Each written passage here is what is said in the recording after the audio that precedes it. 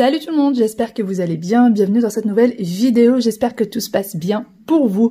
Aujourd'hui, eh bien, moi, c'est de l'organisation du rangement de la cuisine. Ça y est, les vacances pour moi sont terminées. Pour ceux qui auraient peut-être pas suivi, j'étais à Séville, en Espagne, et j'ai passé 4 jours qui étaient magnifiques. Avant de partir, je devais déjà ranger ces 3 tiroirs-là, et je n'ai pas eu le temps, puisque le jour où je suis partie, c'est le jour où je devais les ranger, où j'avais fait mon organisation pour le faire. Donc là, je vais venir les faire tout de suite. Je vais vous montrer, c'est un sacré bazar à l'intérieur, puisque ces derniers temps, j'ai complètement chamboulé la cuisine, et ces 3 tiroirs-là, je ne savais pas trop comment les faire. Donc pour le premier tiroir, voici ce qu'il y a dedans. Vous avez un petit peu de tout. Il y a la compote pour les enfants, le chocolat pour les gâteaux, il y a même les feuilles de lasagne, les copeaux de chocolat, on a la levure, enfin voilà, il y a un petit peu de tout. Il y a vraiment un petit peu de tout. Pour le deuxième tiroir, c'est tout ce qui est conserve. Alors nous, on n'utilise pas beaucoup de conserve, donc c'est tout ce que nous avons. En conserve, c'est vraiment tout ce que nous avons. Donc il y a des sardines, des tomates, de la crème, de la mayo, enfin voilà. Et pour le dernier tiroir, le voici. Vous avez donc de l'huile. Donc là, c'est toutes les huiles que nous avons. Et puis, des gâteaux. Donc, ça ne va pas du tout ensemble. Et je vais essayer de réorganiser ces 3 tiroirs-là et essayer de leur donner une organisation un peu plus sympathique, on va dire ça comme ça. Et ensuite, les jours à venir, je vais organiser les 3 tiroirs qui sont à côté. Mais on va faire ça petit à petit. J'ai pas envie de tout faire d'un seul coup. Sinon, je vais me sentir vite un petit peu dépassée. Et puis, les rangements de la cuisine, il faut savoir aussi que ça prend beaucoup de temps. Allez, on commence. Je commence tout d'abord par retirer tout ce qui trouve dans les tiroirs pour pouvoir les nettoyer avant de les ranger.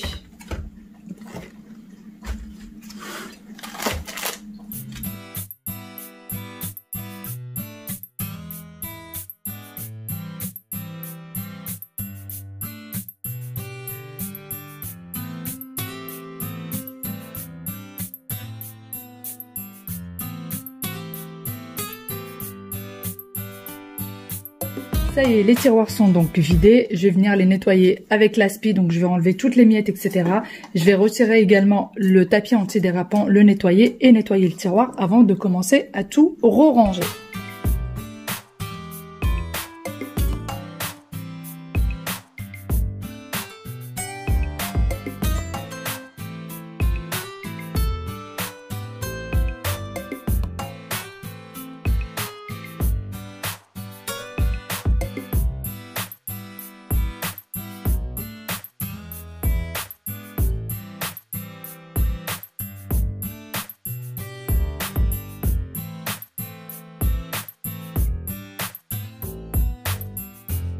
Bon, voici tout le bazar pour lequel il va falloir que je trouve une place adaptée maintenant.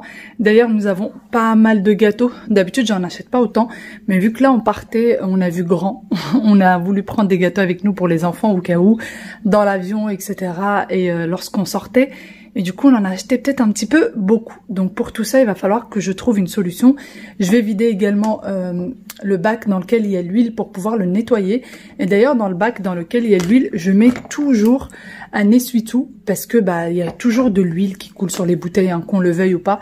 Et du coup, ça salit le bac. Donc l'essuie-tout, au moins, une fois tous les mois, je le retire, je le jette et il suffira juste de le changer. Allez, je continue.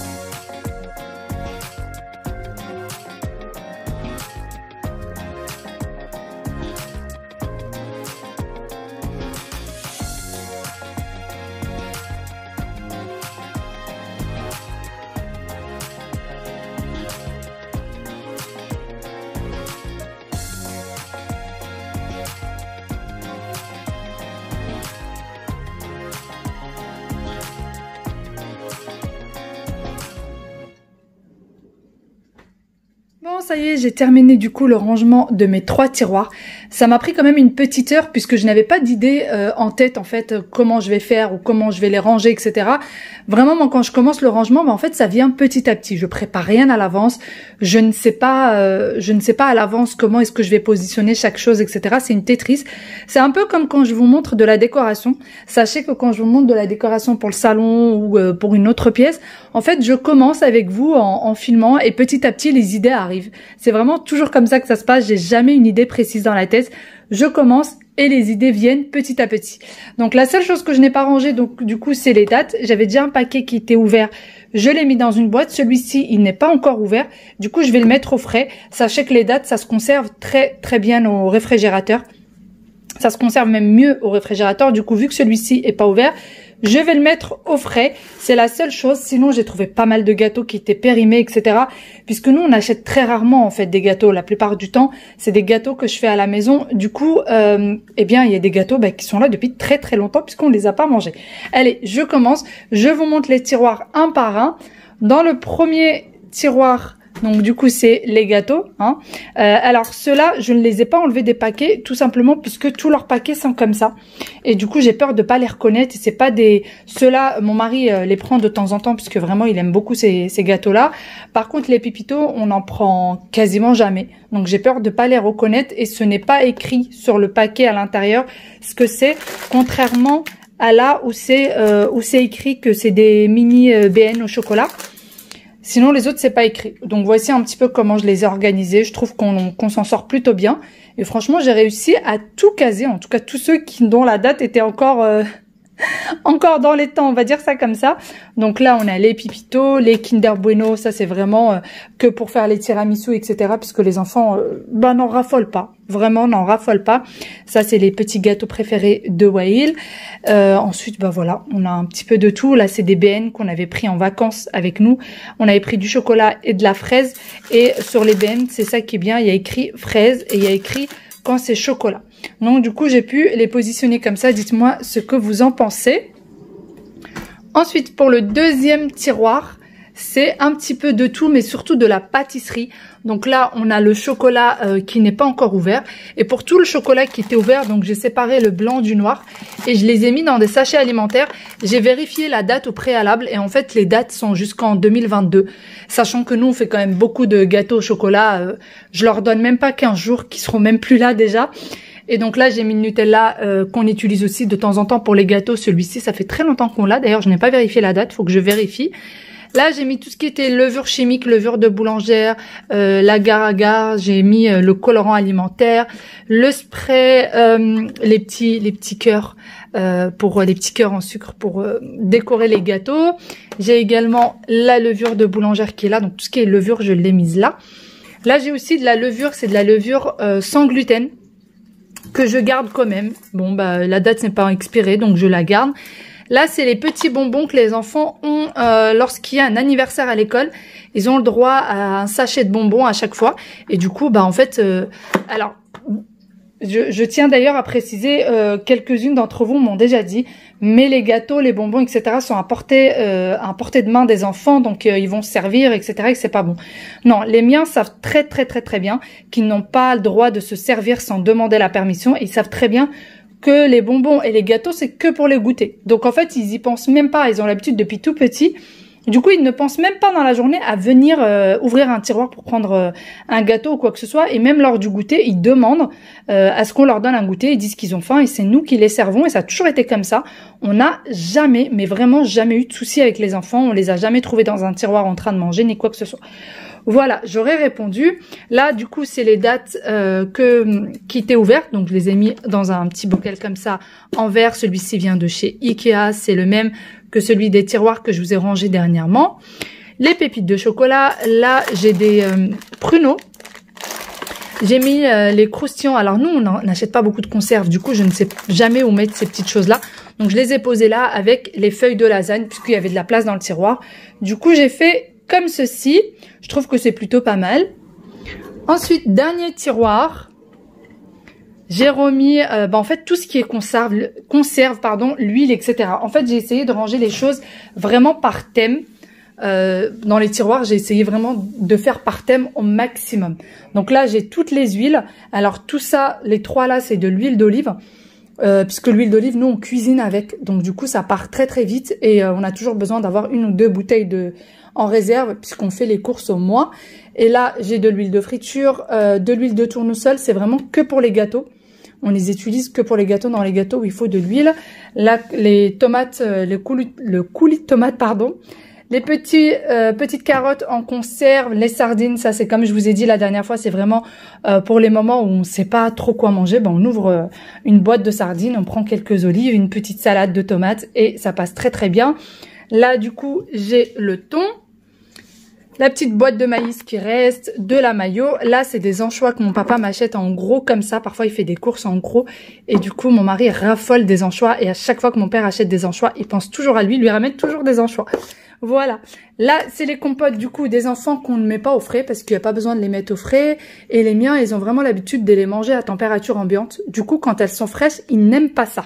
Voilà. Et là, j'ai les crèmes. Donc moi, souvent, j'achète des crèmes comme ça qui n'ont pas besoin d'être mises au frais. Comme ça, je sais que j'en ai toujours et ça se périme pas surtout. J'espère vraiment que ces petits rangements vous ont donné quelques idées. J'espère qu'ils vous ont inspiré, qu'ils vous ont peut-être motivé à ranger votre cuisine aussi, puisque pour tous ceux qui ont fêté le Ramadan, vraiment après le Ramadan, on a besoin de faire de grands rangements puisqu'on n'a vraiment pas du tout le temps pendant le Ramadan. On est plutôt fatigué, on est plutôt dans la cuisine, dans tout ce qui est spirituel, etc. Et on n'a pas le temps au rangement et ça s'accumule très très vite. En tout cas, j'espère vraiment encore une fois vous avoir donné des idées, vous avoir peut-être juste motivé, en fait, juste motivé pour vous lever, pour ranger votre cuisine.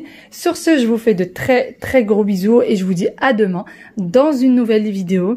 Les rangements cuisine vont continuer. Je vais en faire de plus en plus puisque vraiment il faut que je réorganise toute ma cuisine et j'ai bien l'intention de la faire avec vous. Allez, sur ce, bye bye et prenez soin de vous. À demain dans une nouvelle vidéo. Ciao ciao.